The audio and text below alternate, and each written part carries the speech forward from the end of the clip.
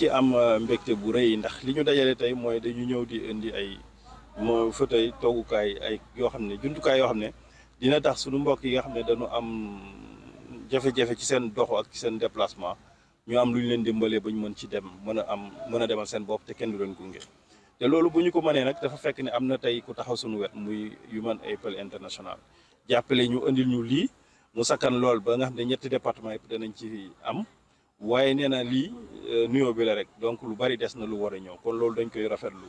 te di dalal suñu xel ne lii bu amee suñu mbokk yi nga xam ne dañoo am ay jafe-jafe ci wàllu déplacement danañ gën a mën a demal seen bopp surtout ñi nga xam ne dañuy jàng war a mën a am tout le temps di dem di jëli cours ak yooyu mën nañu fu ñu toll ñu leen di gunge donc war nañ leen libéré ñu demal seen bopp te lii dafay tax nit ki gën a yéeg boppam gën a gëm boppam ci doxalinam te xam ne lii ko dal du gàllankoor bu ko war a mën a tere doon ku war a mën a jëriñ réewam donc loolu moo tax tey ñun ñëpp ñu ànd gunge leen sawar ci lool bég ci kontaan ci gërëm leen ci gërëm ci fédération handicapé yi nga xam ne ñoo organisé ba lii am ak service technique yi leen accompagner ba ñu mën a def lii tey. li ma wax si entretien matériel mooy ñaare dañuy yëkkati matériel bu am solo ko dégg nga ko léegi nee na chaise électrique bi benn bu si nekk million bi teg na ñu jël ko teg ko ci loxo ñoo xamante ni xëy na mënuñu ko woon jëndal seen bopp ndax jafe-jafe ñu jox leen ko nag bàyyi leen ak seen bopp mu nekk matériel boo xamante ni dafa war di am entretien maanaam dañ koy war di saytu pour bëgg mu yàgg bu ñu leen ko bàyyee te gunge wuñ leen ci saytu boobu day indi beneen jafe-jafe moo tax ma bëgg ñu xool xalaat naka la ñu mën a xoolee fii ci lycée technique bi wala ci ISEP bi nekk fii ci Thiès naka lañ mën a amee ay ateliers yoo xam ne dina jege nit ñi du sori ba fu ñu toll ñuy mën di xool seen matériel yooyu ñu leen di jox naka lañ koy saytoo ba mu gën a mën a yàgg parce que entretien ak maintenance bi dafa am solo ci li tax mu mën a yàgg loolu itam danañ ci xalaat xool nu ñu leen ci gunge ak partenaire bi aussi bien sûr xool naka la matériel bi di gën a mën a yàggee ci ñoom ba njëriñ li gën a mën a gudd ci ñoom incha allah. Alioune Fall, je suis le directeur régional de l'action sociale de Thiès. don bi ONG bu ñuy wax Human Appeal International moo ko offrir par le biais de la direction régionale bu action sociale bi nekk Dakar ñun ñu nekkal fii direction régionale action sociale di direction régionale action sociale nekkal leen fii bi ñu ko jotee muy 35 mooy ñaata lañ koy wax encore ci wolof fanweer ak juróom yoo xam ni juróom yi électrique la. électrique yi bu ci nekk mi ngi jar 1 million et quelque xam nañ ni personnes handicapées souvent dañuy nekk ci ay difficultés yoo xam ne pour jënd benn fauteuil sax bu jar 150 000 problème la donc bu ñu leen offrir loolu vraiment muy juróom yi département bu ci ne ñu jox la benn ñu ci des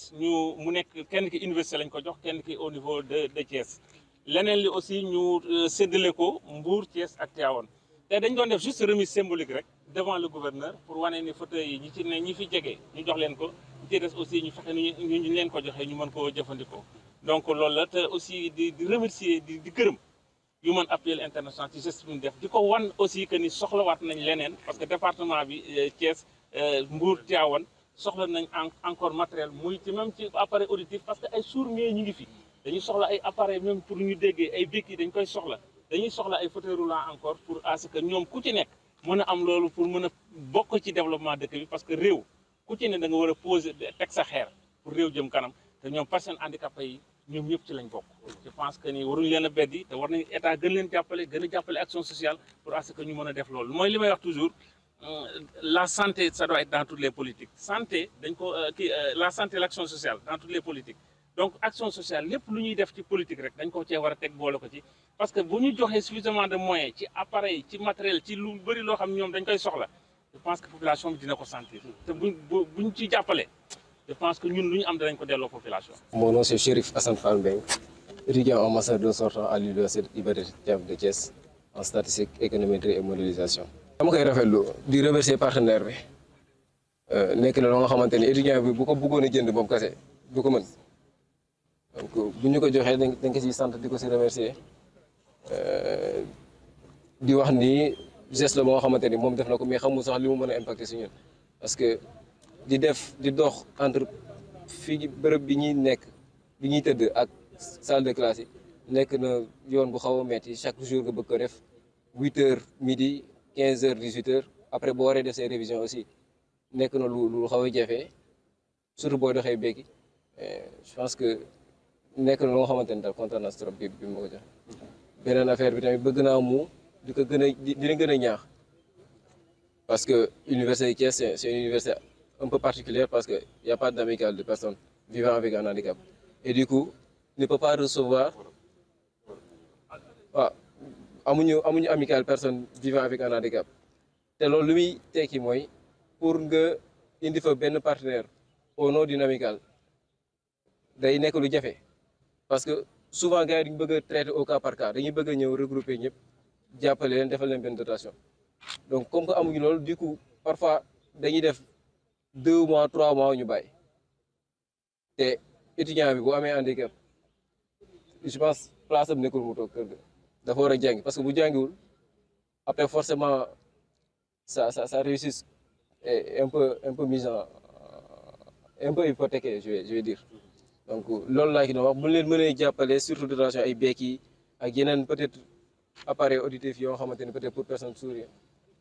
vraiment bu ñu mënee apporter seen aide ci sens boobu noonu dina nekk loo xamante ne dañ ci kontaan. C'est M. Massalbis de l'ONG Human Appel Sénégal,